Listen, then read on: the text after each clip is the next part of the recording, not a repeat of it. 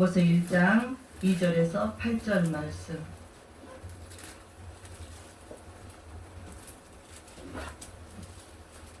다 같이 봉독하겠습니다. 내 형제들아, 너희가 여러 가지 시험을 당하거든 온전히 기쁘게 여기라.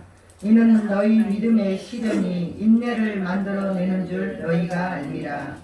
인내를 온전히 이루라. 이는 너희로 온전하고 구비하여 조금도 부족함이 없게 하려 함이라. 너희 중에 누구든지 지혜가 부족하거든 모든 사람에게 후히 주시고 꾸짖지 아니하시는 하나님께 구하라. 그리하면 주시리라. 오직 믿음으로 구하고 조금도 의심하지 말라.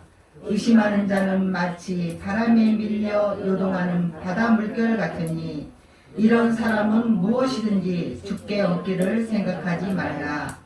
두 마음을 품어 모든 일에 정함이 없는 자로다. 아멘. 시련은 누구나 당합니다. 하지만 시련을 지혜롭게 극복하면 인내를 만드는 보약이 된다고 합니다. 연단이 없이 성공할 수 없는 것처럼 믿음의 시련을 통해서 성숙한 신앙인이 될 수 있다는 것입니다. 시련을 극복할 수 있는 방법은 오직 믿음뿐입니다.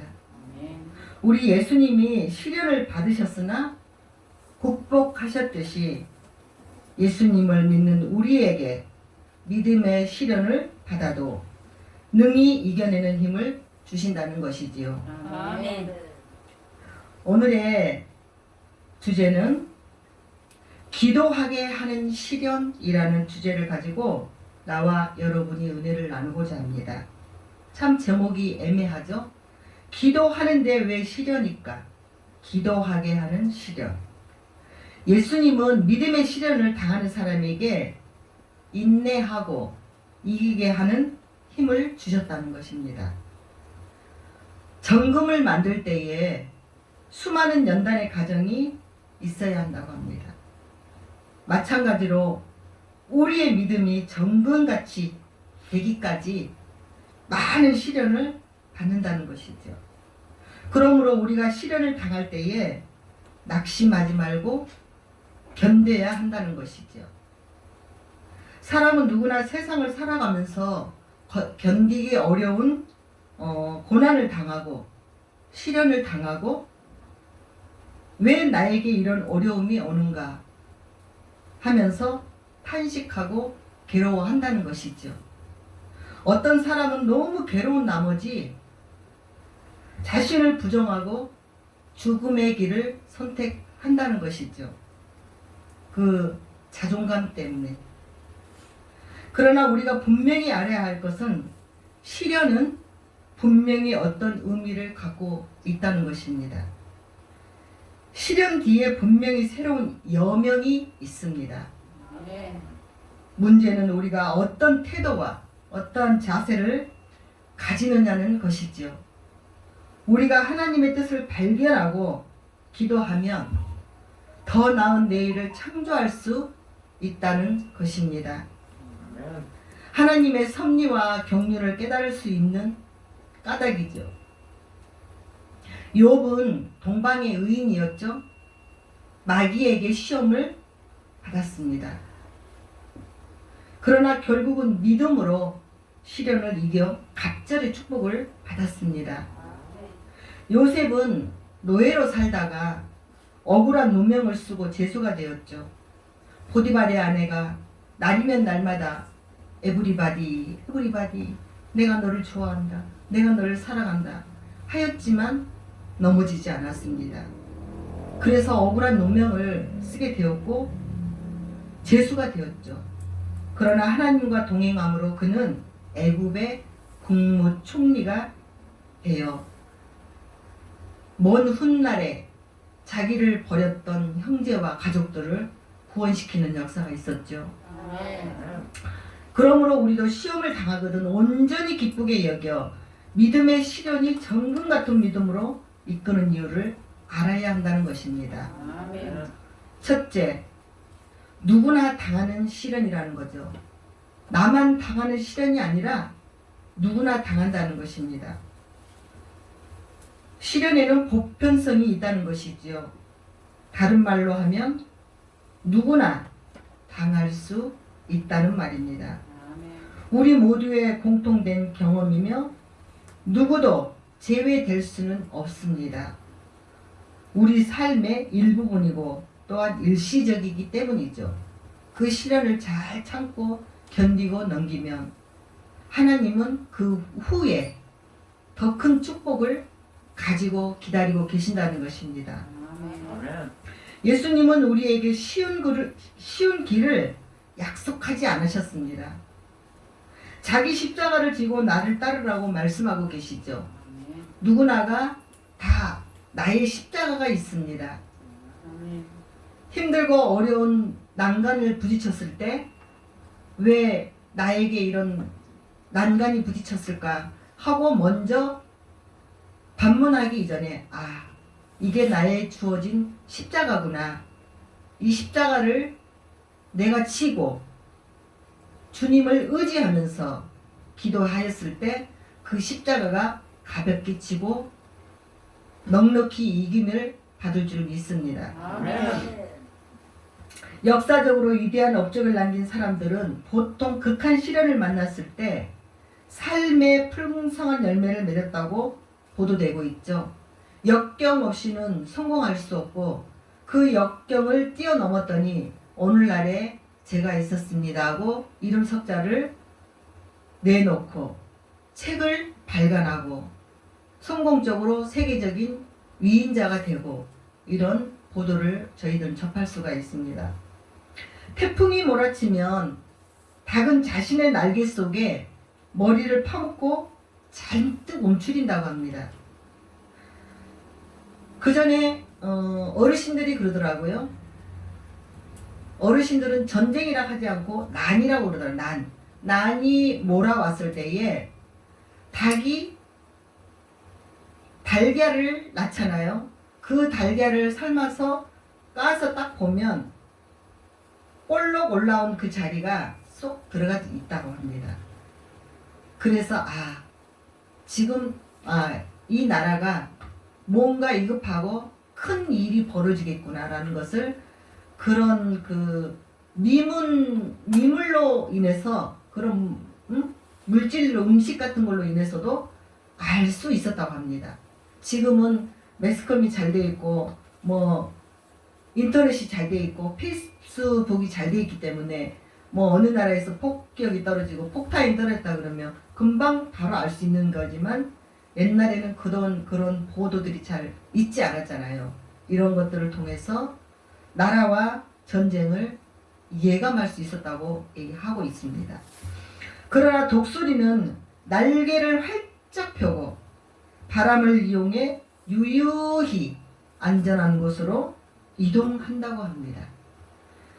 바이킹은 북풍에 시달릴 때 큰 배를 만들었다고 합니다. 신앙의 이인들은 인생의 시련에서 큰 업적을 남긴다는 것이죠.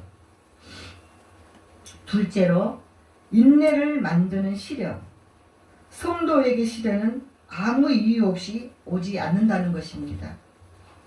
그래서 야고보는 형제들아 너희가 여러 가지 시험을 당하거든 온전히 기쁘게 여기라 라고 2절 말씀하고 계십니다. 이 온전히 기쁘게 여기라는 뜻은 100% 온전히 기쁘게 여기라는 뜻이라는데 우리가 시험이 오면은 기뻐집니까? 안 기뻐지잖아요. 그런데 주님은 말씀하고 계십니다. 온전히 기쁘게 여기라고. 일반적으로 시험을 당할 때에 불만을 늘어놓고 이러한 태도는 그리스도인의 태도가 아니라는 것입니다.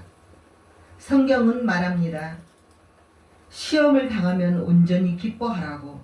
이는 주어진 현실을 역으로 보라는 겁니다. 생각하건대 현재의 고난은 장차 우리에게 나타날 영광과 비교할 수 없도다라고 로마서 8장 18절에는 말씀을 하고 계십니다. 아멘. 긍정적인 태도로 기뻐하는 성도가 되기를 축원합니다. 아멘.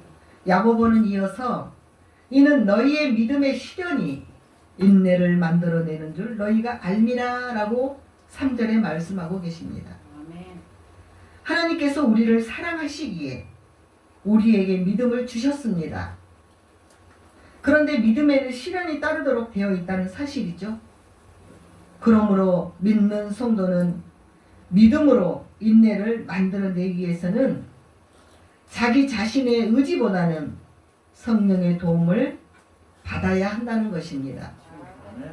성령은 나의 시련을 위로와 기쁨으로 바꾸어 인내의 믿음이 되게 하십니다. 예수님께서 너희의 인내로 너희의 영혼을 얻으라 라고 누가복음 21장 19절에 말씀을 하고 계십니다. 시련 중에 인내하고 이겨내는 우리가 구원의 은혜와 영생의 축복을 경험하시기를 축원합니다. 아멘. 셋째, 믿음으로 이길 시련. 우리가 시련을 당할 때 하나님의 뜻을 발견해야 된다는 것이죠. 보이지 않는 하나님의 손길이 우리의 삶을 위한 하나님의 계획을 완성시킬 것을 믿는 성도는 시련 속에서 하나님의 뜻을 발견할 것입니다. 만약에 우리가 하나님의 뜻을 찾을 수 없을 때 자신의 믿음을 돌봐야 된다는 것이죠. 이것은 곧 자신의 믿음으로 하나님께 초점을 맞추는 일이라는 것입니다. 이렇게 될 때 언젠가 그 시련에 대한 해석도 가능해지고 하나님의 뜻도 발견하게 된다는 것이지요. 믿음으로 기다리다 보면 하나님의 더 큰 은혜였음을 알게 됩니다. 아멘. 하나님을 온전히 의지하고 믿어야 한다고 생각되시면 아멘입니다. 아멘. 요셉은 제수 두 갈리의 꿈을 해석해주고 온전히 하나님의 때를 믿음으로 기다렸습니다. 아멘. 시련 가운데 있는 요셉은 꿈의 해석도 하나님께 속한 것이라 하여 온전히 하나님을 믿었습니다. 아멘. 요셉이 이렇게 온전히 하나님을 믿은 결과 애굽의 총리가 될 수 있었다는 것이죠. 아멘. 하나님을 믿고 의지하면 시련이 해결되고 상황이 역전된다는 것입니다. 아멘. 믿음은 바라는 것들의 실상이요 보이지 않는 것들의 증거라고 아멘. 히브리서 11장 1절에 말씀하고 계십니다. 아멘. 넷째로 기도를 이기는 시련. 성도에게 지혜가 필요합니다. 지혜는 믿음을 확고하게 하고 하나님을 알게 할 뿐만 아니라 영적인 생활을 온전하게 한다는 것입니다. 우리에게 어려운 시련이 닥쳐왔을 때 지혜롭게 판단한다는 것은 쉬운 일이 아니지요. 아멘. 그래서 우리에게 지혜가 필요하다는 것입니다. 지혜는 지식의 올바른 사용을 의미합니다. 많이 알고도 어리석게 행동하는 사람이 있다는 것입니다. 지혜의 최고는 뭐니 해도 역시 믿음입니다. 아멘. 믿음이 없이는 하나님을 기쁘시게 못한다고 하셨죠? 아멘. 믿음의 기도로 대처해야 하며 기도하기 전에 자신의 부족함을 먼저 깨닫고 겸손한 자가 기도한다고 합니다. 아멘. 교만한 자는 자기의 지식을 더 중요시하며 자기의 생각을 먼저 우선시합니다. 기도는 낮은 곳에서 자기 자신을 낮추고 후히 주시는 하나님께 엎드려 비는 것이 지혜를 구하는 기도라고 말씀하고 계십니다. 아멘. 야고보는 오직 믿음으로 구하고 조금도 의심하지 말라. 의심하는 자는 마치 바람에 밀려 요동하는 바다 물결 같으니 아멘. 이전 사람은 무엇이든지 주께 얻기를 생각하지 말라. 6절 7절 말씀을 하고 계십니다. 아멘. 이 바람은 여러 가지가 있죠. 봄바람이 있고 해오리 바람이 있고 요즘 봄이 되어서 신학기가 되어 학생들을 가리키는 학부모들은 학부모의 치맛바람이 있습니다. 살랑살랑 실바람도 있습니다. 그러나 우리의 믿음의 성도들은 어떤 바람이 일어야 할까요? 믿음의 성령의 바람, 믿음의 바람, 아멘. 기도의 바람, 아멘. 봉사의 바람, 전도의 바람, 이런 바람이 불어와서 실현의 성도의 마음속에 성령의 기도로 이겨내고 믿음으로 하나님의 뜻을 발견하여 이 땅에 우리를 보내신 목적이 무엇인가를 지혜롭게 판단하여 세상에서는 으뜸이요 가정에서는 최고봉이 되는 우리의 사랑의 권속들이 되시기를 축원합니다. 아멘. 또한 이제 선거도 끝났고 참 우리는 선한 싸움을 하다가 달려갈 길을 다 마친 후에 주님 앞에 갑니다. 달리기 하는 선수는 많지만 상을 받는 이는 하나이심을 믿습니다. 아멘. 우리는 교회 안에서 헌신과 봉사를 할 때 열심을 내라. 또한 충성된 일꾼들은 오직 맡을 자에 구할 것은 충성이라 하지 않으셨습니까? 충성으로 봉사하고 믿음으로 헌신하면서 그 나라와 의를 위해서 구할 때 하나님은 모든 시련과 모든 역경과 모든 환난도 다 지혜롭게 헤쳐나갈 수 있는 힘과 능력을 주실 줄을 믿습니다. 아멘. 사회생활과 삶 가운데서도 성령의 기도로 이겨내고 또한 우리의 있는 처소에서도 하나님께 모든 걸 내어놓고 의탁하는 우리의 빛나의 성도님들이 되시기를 주님의 이름으로 축원합니다. 아멘. 기도하겠습니다. 시련을 통해서 승리의 신앙생활 하도록 인도하시는 하나님 아버지, 우리가 어떠한 시련을 당해도 두려워하지 않고 믿음으로 살게 하심을 감사를 드립니다. 아멘. 오직 의인은 믿음으로 말미암아 살리라는 말씀을 믿사오니 오늘 한 주간도 믿음으로 승리케 하옵소서. 아멘. 오늘 모인 저희들을 축복하시되 혹 세상에서 상하고 찢긴 심령은 위로를 받게 하시고 아멘. 환경의 어려움에 낙심한 성도들에게는 새 힘을 허락하여 주셔서 아멘. 주님이 세상을 이기는 것 같이 저희들도 세상을 이기게 하옵소서. 아멘. 세상을 향하여 빛이 되며 소금이 되게 하시고 아멘. 경건의 모양은 있으나 능력이 부족하오니 성령으로 충만케 하시어 아멘. 삶의 능력이 하나님의 은혜 가운데 역사하여 주실 줄 믿사오며 아멘. 예수 그리스도의 이름으로 기도하옵나이다. 아멘. 아멘.